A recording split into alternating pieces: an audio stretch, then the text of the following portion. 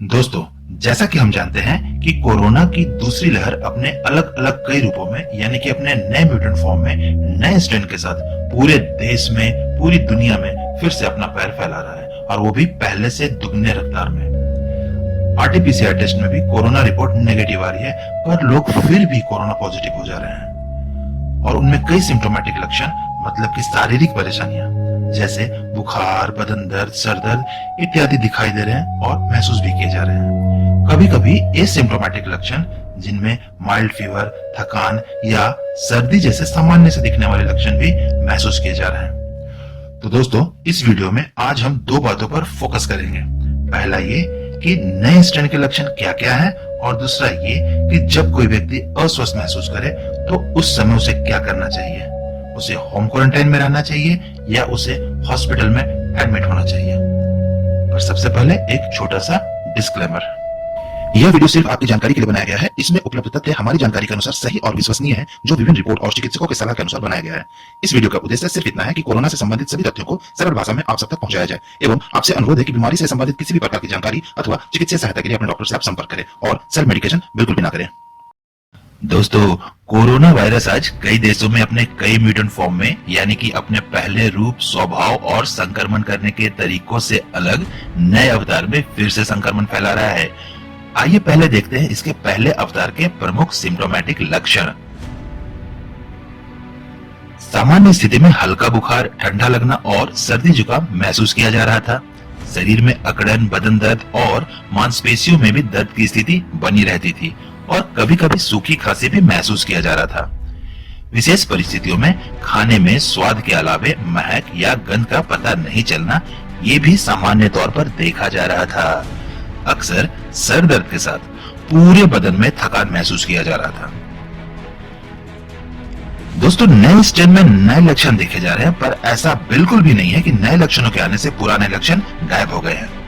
सच तो यह है कि पुराने लक्षण भी नए लक्षणों के साथ संक्रमित व्यक्ति में दिखाई दे रहे हैं। नई रिपोर्ट के अनुसार पहली लहर में 60 प्लस उम्र के लोगों को या वैसे लोगों को जिनकी इम्यून सिस्टम कमजोर थी, उन पर संक्रमण का खतरा ज्यादा बना रहता था।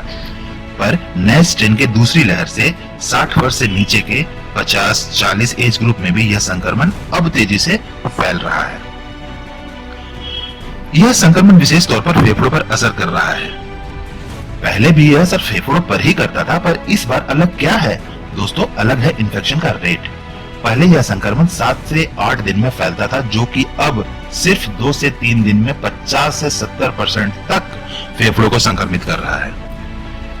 निमोनिया के लक्षण इसमें दिखाई देते हैं। फेफड़ों में निमोनिया पैचेस बन रहे हैं, जो हाई रेजोल्यूशन स्कैन में स्पष्ट तौर पर दिखाई देता है।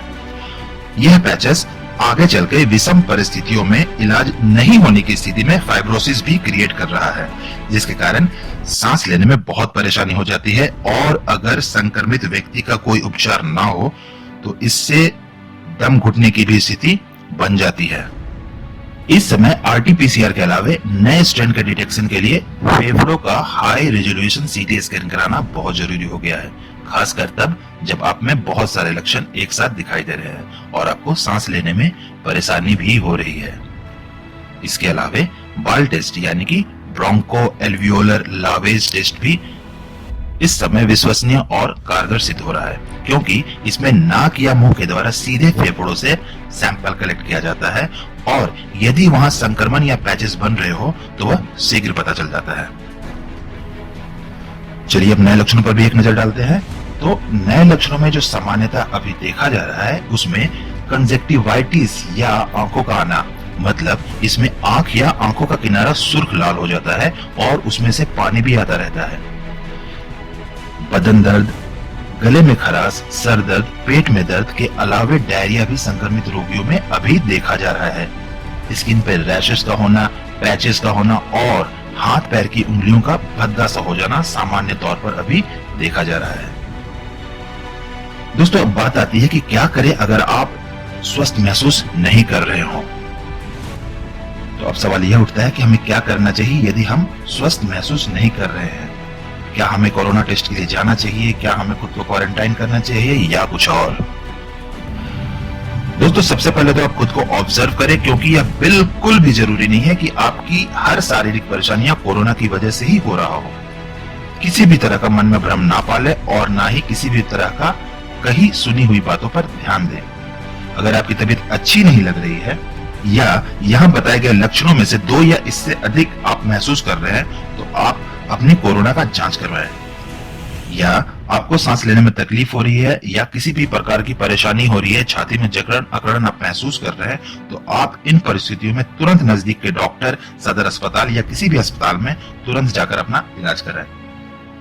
यदि आप कोरोना संक्रमित पाए जाते हैं तो आपको आपकी स्थिति के अनुसार दवाइयां दी जाएगी, और चूंकि अस्पतालों में बेड की कमी हो रही है और गंभीर स्थिति वाले रोगियों को प्राथमिकता देने के उद्देश्य से आपको सामान्यतः होम क्वारंटाइन की सलाह दी जा सकती है। यदि आप नेगेटिव भी पाए जाते हैं लेकिन आपको यहाँ बताए गए लक्षणों में से अपनी शारीरिक स्थिति में कुछ समानता मिलती है, तो मैं यहाँ आपको यह कहना चाहूंगा कि आप 1 सप्ताह के लिए खुद से खुद को होम क्वारंटाइन कर लें और अपनी सेहत पर लगातार नजर बनाए रखें।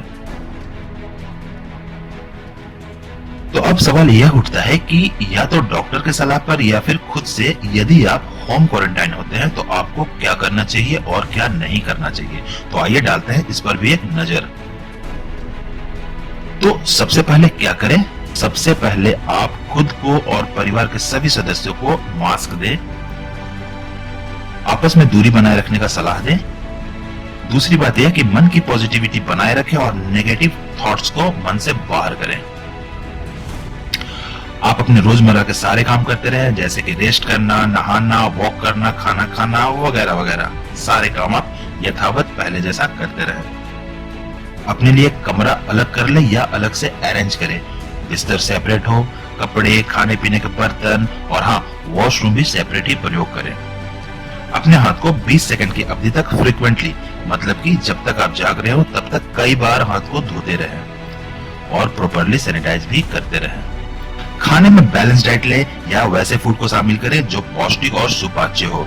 ऑयली फूड, स्पाइसी फूड और आइसी फूड को ना ले, इससे आपके गले में खराश हो सकती है। समय समय पर गर्म पे लेते रहे, फिर चाहे वो गर्म पानी हो, कॉफी, चाय, सूप, कुछ भी आप ले सकते हैं। तुलसी हल्दी वाला काढ़ा इस समय लेना काफी फायदेमंद साबित होगा। ये गले में होने वाले खराश, खांसी के लिए और इम्यूनिटी के लिए भी एक बेहतर विकल्प होता है। आप गर्म पानी में नमक या थोड़ा सा बेटाडीन डालकर, जो भी उपलब्ध हो, गार्गल भी कर सकते हैं। यह भी आपके गले के लिए काफी फायदेमंद साबित होगा यदि आपको खांसी हो रही है या रह रह के गले में खराश हो रही है। तो आप वैसे व्यायाम भी कर सकते हैं जो आपकी सांसों को मजबूत बनाता हो, जैसे प्राणायाम। पेट के बल सोना भी फेफड़ों के संकुचन में मदद करता है, जिससे ब्रीदिंग में मजबूती आती है। और आप जो भी मेडिसिन ले रहे हो उसे प्रॉपरली, यानी कि समय समय पर लें और डॉक्टर के संपर्क में बने रहें। एडिशनली आप एक ऑक्सीमीटर भी अपने पास रख सकते हैं और इससे अपने शरीर के ऑक्सीजन लेवल पर भी नजर बनाए रख सकते हैं। दोस्तों ये था होम क्वारंटाइन में हमें क्या क्या करना चाहिए। चलिए अब एक थोड़ा सा नजर डालते हैं इस बात पे कि होम क्वारंटाइन में हमें क्या नहीं करना चाहिए या क्या करने से बिल्कुल भी परहेज करना चाहिए।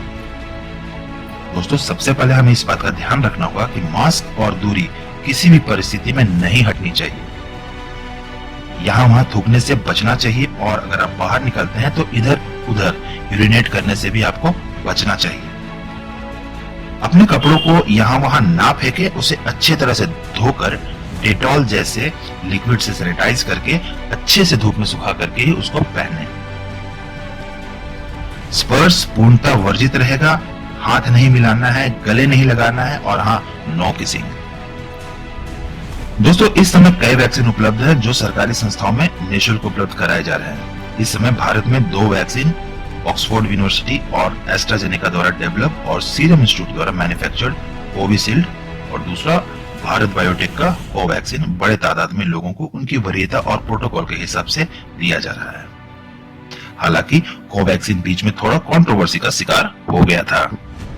अभी रिसेंटली थोड़ी बहुत कंट्रोवर्सी के बाद रूस मॉस्को के गेमेलिया इंस्टीट्यूट द्वारा डेवलप स्पुतनिक को भी भारत में हरी झंडी मिल गई है और अगले 3 महीनों में इसका पहला खेप भारत आ जाएगा।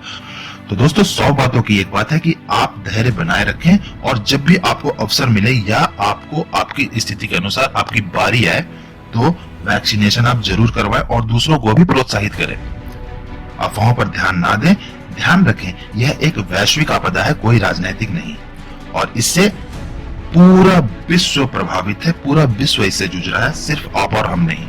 कोरोना के नए पुराने स्ट्रेन के चक्कर में नहीं पड़ना है। एक बात का सदैव ध्यान रखना है कि वास्तव में कोरोना वायरस नहीं, हम लोग खुद फैला रहे हैं। जी हाँ, आपने बिल्कुल सही सुना, ये वायरस है, कोई शेर बाघ या कोई शिकारी जानवर नहीं जो शिकार को देखा और उस पर झपट पड़ा, उसे लगा खदेड़ने।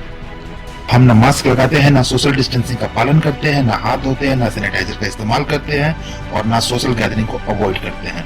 तो दोस्तों, कोरोना ऐसे ही तो फैलता है, इसलिए प्लीज प्लीज प्लीज इन सब बातों का आप ध्यान रखें। आपकी यह छोटी सी जागरूकता, यह छोटा सा प्रयास बड़ा रंग लाएगा, बड़ा परिणाम लाएगा और कोरोना को हम बड़े आराम से हरा पाएंगे। तो दोस्तों, इसी शुभकामनाओं के साथ आप स्वस्थ रहें, मस्त रहें। धन्यवाद।